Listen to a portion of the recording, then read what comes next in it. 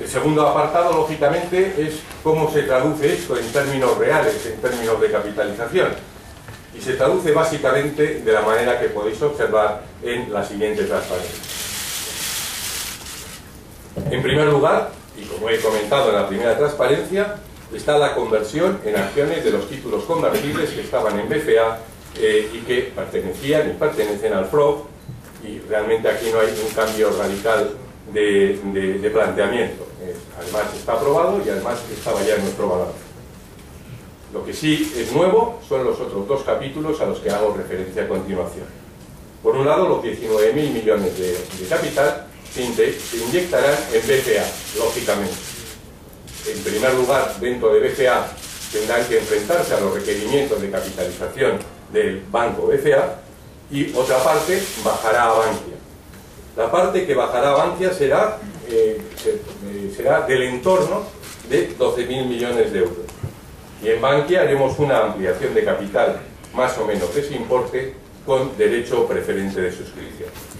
Y dentro de esta ampliación con derecho preferente de suscripción, en todo caso, el Estado asegurará su colocación. Por tanto, tenemos el plan de saneamiento, un plan de saneamiento que, como he dicho, es muy cuidado, muy riguroso, muy profesional.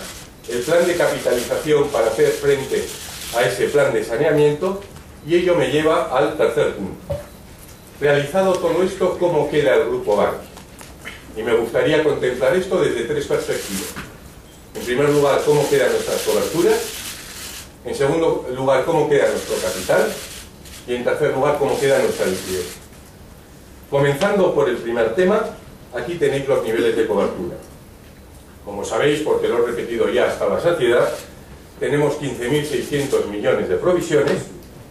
Es una referencia muy importante que tenéis que tener en la cabeza, y también hay otra referencia muy relevante.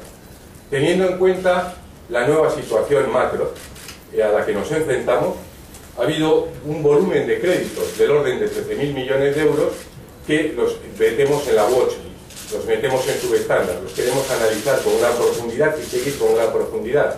Y ahí es donde realmente hemos metido el incremento de coberturas al que antes he hecho referencia. Por lo tanto, cuando hablo de las coberturas, estoy incorporando tanto el tema de dudosos como estos subestándar que vamos a analizar en el futuro con especial sensibilidad. Sumando las dos cosas, estos son los porcentajes de cobertura.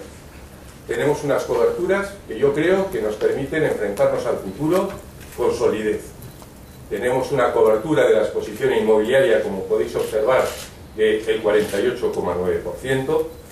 Nuestros activos adjudicados están con una cobertura del 56%. Nuestras tasas de coberturas en dudosos y subestándar de la cartera crediticia, del conjunto de la cartera crediticia, los dudosos y subestándar tienen una cobertura, como podéis observar, del 53%. El total de cobertura de nuestra cartera crediticia es el 12,6%, y muy en concreto, las tasas de cobertura, excluyendo todo el mundo promotor, de nuestras carteras están algo por encima del 5%. Por lo tanto, entendemos que tenemos unas coberturas que nos permiten enfrentarnos con seriedad a un entorno como el que tenemos en estos momentos y como el que es previsible para los próximos meses. Os decía que había tres aspectos. En primer lugar, la cobertura. En segundo lugar, la capitalización. Creo que os lo anticipaba con anterioridad.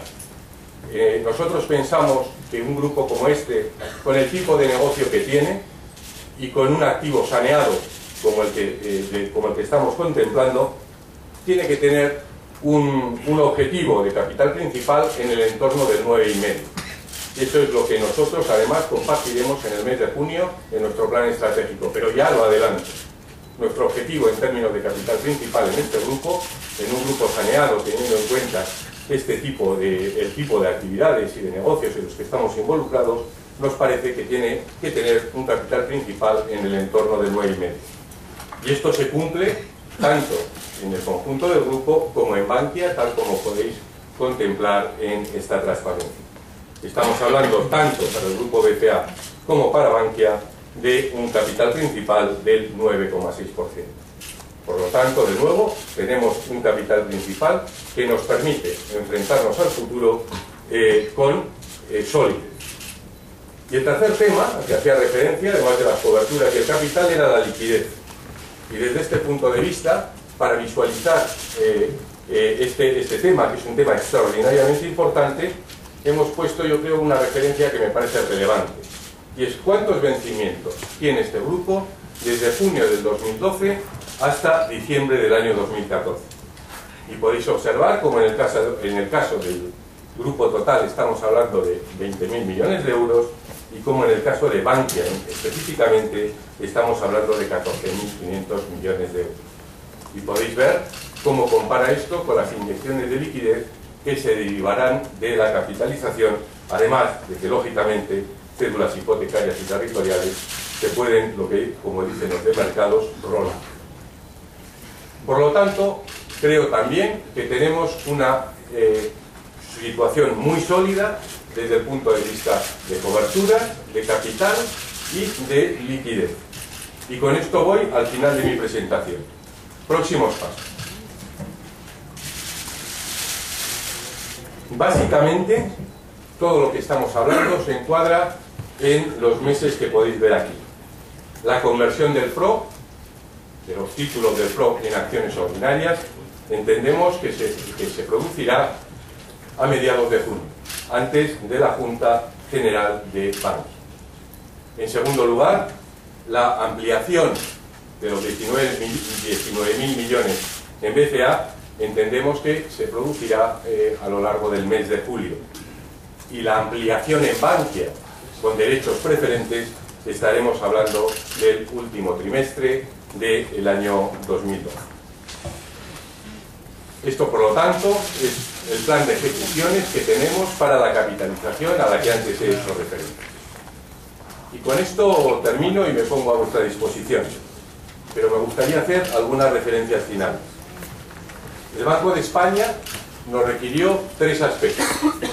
En primer lugar, una capitalización sólida. En segundo lugar, una simplificación de la estructura organizativa y en tercer lugar, una optimización de nuestro corporate governance. Yo creo que con todo lo que he hablado hasta ahora tenemos una situación muy sólida desde el punto de vista financiero para enfrentarnos al futuro con certidumbre y claridad. Tenemos un core capital en el entorno del 9,5% que creo tiene que ser el objetivo de este grupo en las nuevas condiciones en el nuevo entorno económico.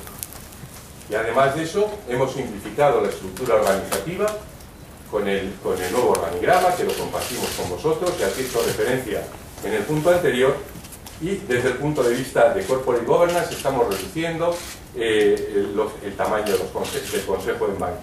De hecho, ayer dimitió en bloque el Consejo de Bankia y nombramos un nuevo Consejo. Quiero hacer una referencia muy importante de por qué se ha producido. El cambio de Consejo se ha producido porque entramos en una nueva etapa. Esa es la razón fundamental por la que se produce este cambio. Porque necesitamos un nuevo equipo que mire al futuro. Dicho lo anterior, quiero dejar con absoluta claridad que siendo ese el objetivo, y además dije que constara en acta, y como consta en acta, lo digo también públicamente, quiero dejar con absoluta claridad mi agradecimiento al Consejo Saliente. En la experiencia que yo he tenido con este Consejo, he sentido una gran ayuda, una gran colaboración, un gran compromiso y se han relacionado conmigo en términos de una gran profesionalidad. Y dicho eso, esta es la situación en la que tenemos y sobre la que tenemos que mirar al futuro. Os decía que habíamos hecho un ejercicio serio, responsable y transparente.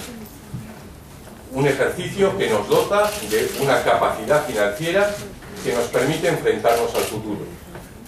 Bankia es una franquicia que tiene un punto fundamental, un punto de ventaja competitiva extraordinaria, que es su base de clientes. Y yo tengo la experiencia, como conocéis muchos de vosotros, en muchos bancos, de realmente enfrentarnos a bancos con problemas de capitalización, pero con grandes franquicias. Cuando uno se enfrenta a una franquicia como la de Bankia, con una base de clientela tan potente.